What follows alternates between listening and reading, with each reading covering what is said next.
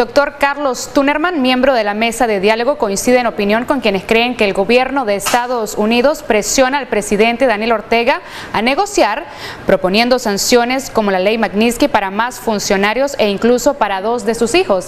Detalles desde Control de Estudio con nuestro periodista Yeltsin Espinosa Reyes. Yeltsin, te escuchamos, adelante.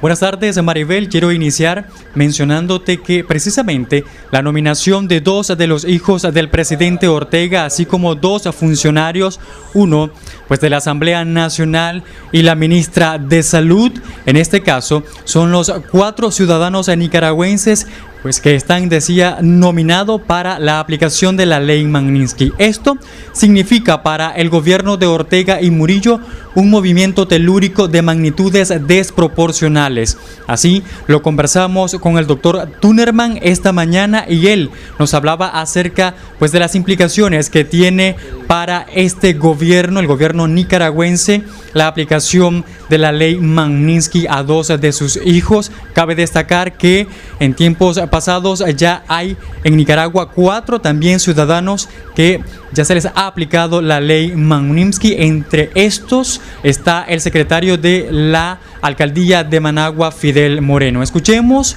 a continuación al doctor Carlos Tunerman refiriéndose al caso de las ya nominaciones a la ley Global Magnitsky a 2 de los hijos de Ortega. ¿Sería entonces la aplicación de la ley Magnitsky un sismo de magnitudes desproporcionales para Ortega? Es decir, si se llegara a aplicar, y eso el gobierno de los Estados Unidos es el que tiene que tomar la decisión, a miembros ya de su entorno familiar, sería un golpe sumamente rudo para la pareja presidencial. Pero ellos tienen la forma de evitar. ¿Cuál sería? El diálogo nacional, buscando una solución a la crisis mediante el método pacífico y cívico de un adelanto de las elecciones, que es lo que le está recomendando incluso la opinión pública internacional e incluso pensadores de la izquierda latinoamericanas de alto respeto. Ahí tenemos, además de lo que ya mencioné, a Noam Chomsky, un pensador de izquierda de los Estados Unidos, que también ha dicho que ha llegado el momento que Nicaragua requiere una voluntad política para resolver el problema y para resolverlo de manera no violenta, sino de manera cívica y pacífica, de manera que el diálogo nacional debería ser visto por la familia presidencial como el camino que más les conviene para superar esta crisis sin causarle más dolor ni más perjuicio al pueblo de Nicaragua. ¿Estaría dispuesta la Alianza Cívica a seguir escuchando? Asimismo, queremos referir que se preguntó o consultó al doctor Carlos Tunerman sobre la reanudación del diálogo nacional y nos comentó que la alianza como tal ya está lista y preparada para sentarse nuevamente en la mesa de discusión. La conferencia episcopal afirmó ya está lista para continuar en su rol de mediadores y testigos del mismo diálogo nacional, pero que hasta el momento aún el Ejecutivo no se ha mencionado y es precisamente quien atrasa volverse a sentar en la mesa del diálogo nacional. Escuchemos al gobierno en vacilaciones, dando vueltas y vueltas para no llegar al punto que es el adelanto de elecciones. ¿De qué forma contrarrestarían eso ustedes? Nosotros seríamos muy precisos. Ese es un punto precisamente en el cual tuvimos una controversia muy fuerte con los delegados del gobierno. Ellos, siempre que queríamos abordar este tema, decían primero queremos que desmonten los tranques, como que si los tranques fueran algo que la Alianza Cívica hubiera instalado. Eso lo instalaron los pobladores, los ciudadanos, para defenderse o para presionar o protestar.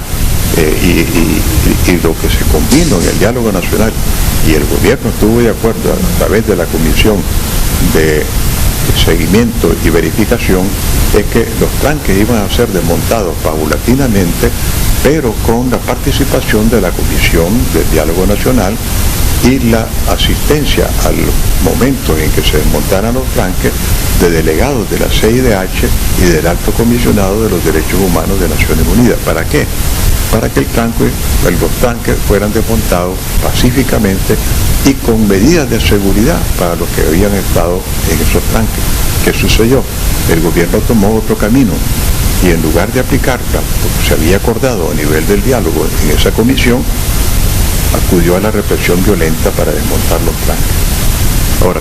Ahora ya no tienen el pretexto de los tranques, entonces tienen que llegar al diálogo nacional con voluntad política de resolver la crisis y de evitarle al país más daño, porque si, por ejemplo, el gobierno se niega a recibir al grupo de trabajo de la Organización de Estados Americanos, podría venir un congelamiento de los desembolsos de los préstamos en el BID, en el Banco Mundial, en el Fondo Monetario, donde hay más de 650 millones de dólares ya aprobados, pero aún no desembolsados. Se podría congelar el desembolso y esto perjudicaría al pueblo de Nicaragua y muchas obras que ya están en proceso y que necesitan esos recursos para ser terminadas. Un desplome total de la economía. Es que ese desplome ya está en gran parte produciéndose. Ya vemos hoteles que están cerrando, hoteles pequeños, hoteles grandes que están casi vacíos, con un porcentaje de ocupación de un 17%, 15%, con lo cual un hotel de categoría no se puede sostener.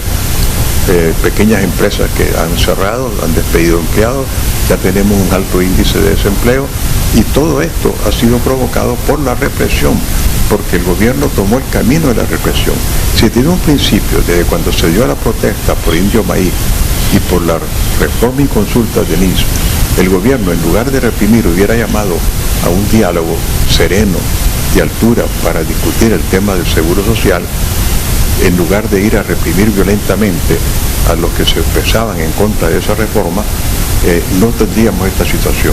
De manera que el responsable de lo que estamos viviendo es el gobierno, que no supo tomar una decisión como estadista, sino que actuaron de una manera absolutista, reprimiendo a los que estaban protestando por esa reforma.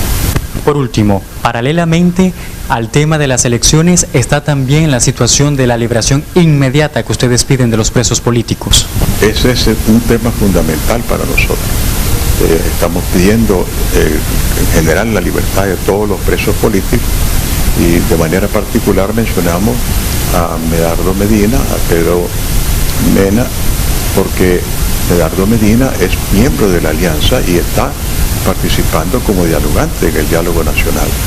Pero también lo pedimos por Cristian Fajardo y por su esposa, lo pedimos por todos los que están siendo en este momento objeto de capturas ilegales, llevados también a prisión o siendo objeto de juicios en que se les inventan cargos sobre delitos que jamás han cometido, porque están judicializando y criminalizando la protesta y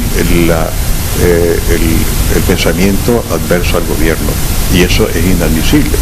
Y entonces están aplicando el calificativo de terrorista a los que asisten a una marcha, terrorista o golpista al que expresa una opinión contraria a la política del gobierno, y eso es inadmisible y es completamente absurdo. Están utilizando el Poder Judicial como un instrumento para reprimir también en la tercera etapa de represión, como la calificó la Comisión Interamericana de Derechos Humanos.